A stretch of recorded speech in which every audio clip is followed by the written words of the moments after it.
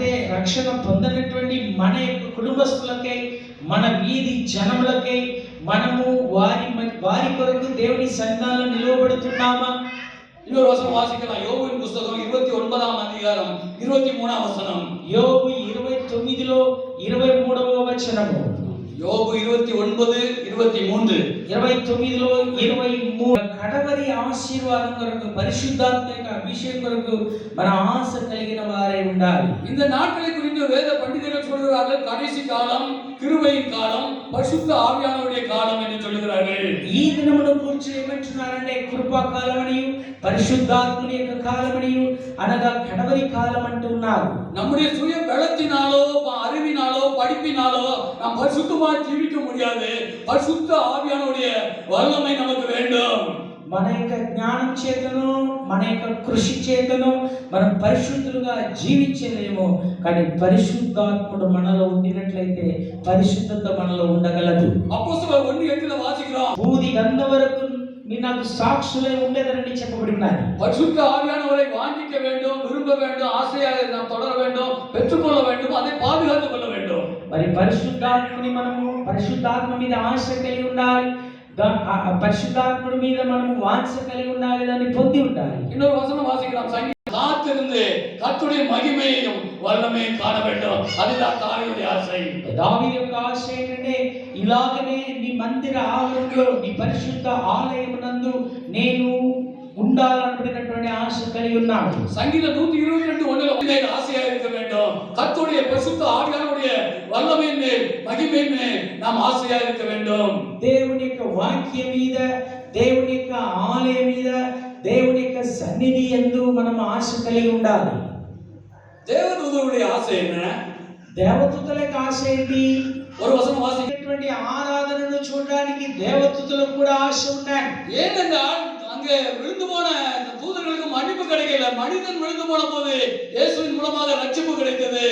పడిపోయినటువంటి దూతలకు రక్షణ దొరకలేదు, కానీ జారిపోయినటువంటి మనుషులను దేవుడు రక్షించెను. இவ்வளவு கஷ்டங்கள், இவ்வளவு பிரச்சனைகள் மத்தியிலும் இந்த மனிதர்கள் கர்த்தரை துதிக்கிறார்கள், பாடுகிறார்கள், பிரசங்கம் பண்ணுகிறார்களே என்று இந்த ஆராதனை பார்க்க, உற்று பார்க்க, அப்படின்னா கவனிச்சு பார்க்க ఆశగా இருக்கிறார்கள். మరి ఇంత శ్రమలోను, ఇంత ఉపద్రవంలోను, ఇంత వేదనలోను వీరు ఎంతగా దేవుణ్ణి ఆరాధిస్తున్నారని మన యొక్క ఆరాధనను దేవదూతలు చూడడానికి దొంగి చూస్తున్నారు.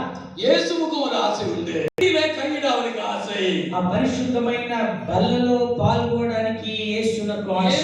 நாமெல்லாம் மாதம் ஒரு முறை அல்லது வாரம் ஒரு முறை ஒரு சபையில நாம் அந்த பரிசுத்த பந்தி எடுக்கிறோம், ராபோஜனத்தை. మనము నెలలో ఒకసారి గాని, వారంలో ఒకసారి గాని ఆ బలలో మనం పాల్గొనొచ్చున్నాం. ஆனால் இயேசு அந்த பஸ்கா பண்டிகையை எடுக்காதோட 2000 வருடம் கழித்து அதுக்கு அப்புறம் தான் நம்மளோட எடுப்பார்.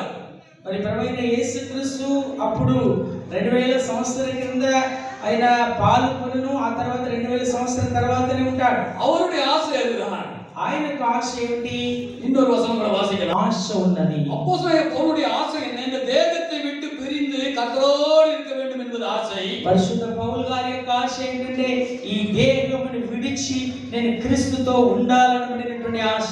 ஆனா நான் எவ்வளவு சரீரத்தில் இருக்கிறேனோ அது உங்களுக்கு பிரயோஜனமாக இருக்கும் என்று சொல்கிறார். కానీ ఎంతగా నేను శరీరంలో ఉన్నానో అది మీకు ప్రయోజనకరం అంటున్నాడు. ஒரு சம்பவத்தை சொல்லி நான் முடிக்க ஆசைப்படுகிறேன். ఒక సంభవం చెప్పి నేను ముగించడం కోరుతున్నాను. ஒரு கிராமத்துல 2 பெண் பிள்ளைகள் இருந்தாங்க, அக்கா தங்கச்சி இருந்தாங்க.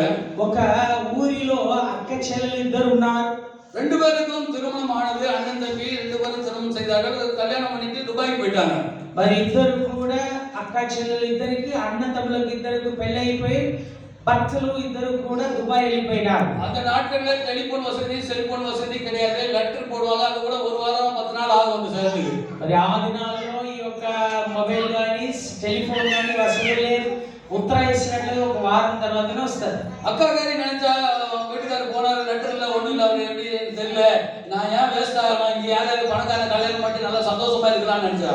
మరి అక్కయ్య అనుకున్నది, నా భర్త నన్ను విడిచిపెట్టేసి ఎడకి వెళ్ళిపోయినాడు, నేను ఎవరినో ఒక మంచివాడిని పెళ్లి చేసుకొని ఇక్కడ నేను సుఖంగా జీవిస్తానని అనుకున్నది. ஆனா தங்கச்சி நினைச்சா என்னைக்குனாலும் என் வீட்டுக்காரர் வருவாரு, அது வரைக்கும் நான் கஷ்டப்பட்டாலும் பரவாயில்ல, நாங்க வீட்டு வேலையெல்லாம் செய்து கஷ்டத்தோட காலத்தை ஓட்டினார். మరి చెల్లి అనుకున్నది, నా భర్త ఎప్పటికైనా వస్తాడనేసి చాలా కష్టంతోనూ చాలా బీద పరిస్థితుల్లోనూ భర్త కొరకు ఎదురు చూస్తూ పనులను చేసుకుంటూ కాలం గడిపినది. கொஞ்ச நாளுக்கு அப்புறம் ரெண்டு பேரும் நிறைய பணம்லாம் சம்பாதிச்சுட்டு அந்த கிராமத்துல கார்ல வந்து இறங்கினாங்க. కొన్ని దినముల తర్వాత ఇద్దరు అన్నతమ్ములు వారు సమస్త వసతులతో సౌకర్యంతో డబ్బు నిండుతో అనగా కారులో వస్తున్నారు ఊరిలోనికి. மனைவிக்கு நிறைய நெக்லஸ் நிறைய பணம்லாம் கொண்டு வந்தாரு. మరి తమ యొక్క భార్య కొరకు ఎన్నో బంగారములను డబ్బులను తీసుకొచ్చారు. அப்படி ராஜா மாதிரி வந்து இறங்கினவனா ஊரே அப்படி கூடிடுச்சு. ఆ కారులో వచ్చి దిగగానే ఊరందరూ కూడా కారునే చూస్తున్నారు. அந்த ஊர் தலைவரை பார்த்து அண்ணன் கேட்டாங்க, என் மனைவி எங்கே? మరి ఊరు పంచాయతీ నాయకుడితో అడుగుతున్నారు, మా భార్య ఎక్కడని. அவர் சொன்னாரு, கொஞ்ச நாள் பார்த்தாங்க, உடனே லெட்டர் எதுவும் வரல, அவங்க வேற ஒருத்தர் கல்யாணம் பண்ணிட்டு சந்தோஷமா இருக்கிறாங்கன்னு சொன்னாங்க. మరి నీ భార్య నిన్ను వెతుకుతా అనగా వస్తుందనేసి అనుకొని ఆ తర్వాత వేరే వాడిని పెళ్లి చేసుకొని ఆమె ఉండిపోయినదనేసి అన్నతో అంటున్నారు. அந்த தம்பிக்காரனும் தன்னுடைய மனைவி தேடுறான், கேட்டா எங்க? இல்ல எங்க வீட்டு வேலை செஞ்சுட்டு எங்க இருக்கிறான்னு சொன்னாங்க. మరి తమ్ముడు కూడా అడుగుతున్నాడు, నా భార్య ఎక్కడంటే ఎడనో ఇంటి పని చేసుకుంటూ ఆడ ఉంటది అనేసి అన్నారు. அந்த கூட்டத்துல தான் அவனுடைய மனைவி இருந்தா, ஆனா அவ மெலிஞ்சு போய் கருத்து போய் அப்படியே ரொம்ப ட்ரெஸ் எல்லாம் பழைய ட்ரெஸ் போட்டு அவ பாக்குறா, கணவனை பார்த்தா ராஜா மாதிரி இருக்கிறாரு, நான் இதுக்கு பொருத்தம் இல்ல, அது வேற கல்யாணம் பண்ணிட்டு வேணா நல்லா இருக்கிறது கூட்டத்துல ஒளிந்து நின்று பாக்குறாரு. మరి ఆ యొక్క జన సందడిలోనే ఆమె చిన్న ఆమె ఉన్నది, చాలా నల్లగా చిక్కిపోయి ఉండగా నేను ఆయనకి ఎక్కడ సాటిగా ఉంటాను, ఆయన ఎవరిని పెళ్లి చేసుకుని హాయిగా ఉండని చెప్పేసి ఆమె దాక్కుంటున్నది. கடைசியில இந்த கூட்டத்துல அவன் கணவன் அவனுடைய மனைவியை அப்படியே பார்த்தான், அவளை கண்டுபிடித்தான், அவளை கட்டி அணைத்து சொன்னான், ஒரு வார்த்தை சொன்னான், நீ இப்படிதான் இருப்பாய் என்பது எனக்கு தெரியும். మరి జన సందడిలో తన భార్యను కనుక్కొని ఆమెని కౌగిలించుకొని నీవు ఇలాగే ఉంటావు అనేసి నాకు తెలుసు. அருமையானவர்களே, நீங்க நாளிலே பலவிதமான பிரச்சனையோடு வந்திருக்கலாம். ప్రియులారా, ఈ దినాల్లో మీరు ఎన్నో విధమైనటువంటి సమస్యలతో వచ్చి ఉండవచ్చును. என்னுடைய காரியங்கள் ஆண்டவருக்கு தெரியுமா என்று நீங்க நினைக்கலாம். మరి నా కార్యము దేవునికి ఎక్కడ తెలియను అనేసి అనుకోవచ్చును. ஆண்டவர் சொல்லுகிறார், நீ இப்படிதான் இருப்பாய் என்பது எனக்கு தெரியும். ప్రభు అంటున్నాడు, నువ్వు ఇలాగే ఉంటావని నాకు తెలుసు. அங்கே சேபாவின் ராஜஸ்திரி ஆசைப்பட்டு கேட்ட எல்லாவற்றையும் சாலமோன் ராஜா கொடுத்தார். మరి షేబా దేశపు రాణి తను కోరినదన్నీ కూడా సొలొమోను ఇచ్చినట్టు பின்பு அவள் தன் பரிவாரத்தோடு கூட தன் தேசத்துக்கு திரும்பி போனாள் என்று வாசிக்கிறோம். తర్వాత తన యొక్క పరివారములతో దేశమునకు తిరిగి వెళ్ళిపోయినట్లు చదివినాం. உங்களுடைய தேவைகள் எல்லாம் கர்த்தர் நிச்சயமாக சந்திப்பார். మీ అవసరములన్నీ కూడా దేవుడు ఖచ్చితంగా దర్శించును. அவர் பரிவாரத்தோடு கூட தேசத்துக்கு போனது போல ஆண்டவருடைய வருகையிலே நாம கூட நாம் கடலுக்கு நிச்சயமாக செல்லுவோம். మరి ఆమె ఎలాగ తన యొక్క పరివారములతో తిరిగి వెళ్ళను, అలాగే మనం కూడా క్రీస్తు రాకడ సమయమున దేవుడిచ్చినటువంటి ఆశీర్వాదములతో ఆయన ఎందుకు మనం వెళ్దాము. வேதத்தை வாசிக்கிறதுல ஆசையா இருக்க வேண்டும். దేవుని యొక్క వాక్యంపై ఆశ కలిగి ఉండాలి. சபைக்கு வருவதிலே ஆசையா இருக்க வேண்டும். సంఘముకు వచ్చుటల ఆశ కలిగి ఉండాలి. பரிசுத்த ஆவியானவரை வாஞ்சிக்க வேண்டும், அதில் ஆசையா இருக்க வேண்டும். పరిశుద్ధ ఆత్మని యొక్క అపేక్ష కలిగి ఉండాలి. அழிந்து போகிற ஆத்துமாக்களுக்கு ஜெபிக்க வேண்டும். నశించిపోయేటువంటి వారి కొరకు ప్రార్థన చేయాలి. நம்முடைய தேவைகள் எது இருந்தாலும் கர்த்தர் சந்திப்பார். మన అవసరములు ఏమైనా దేవుడు సంధించును. அவர் வருகை சமீபமா இருக்கிறது, சீக்கிரமாய் வரப்போகிறார். ఆయన రాకడ త్వరనే రానే ఉన్నాడు. அவருடைய வருகைக்கு நாம் ஆயத்தமாவோம். ఆయన రాక కొరకు మనం సిద్ధపడదాం. கர்த்தர் தாமே இந்த வசனங்களை ஆசீர்வதிப்பாராக. ప్రభు యొక్క వాక్యములను దీవించును గాక. ఆమేన్. మనందరూ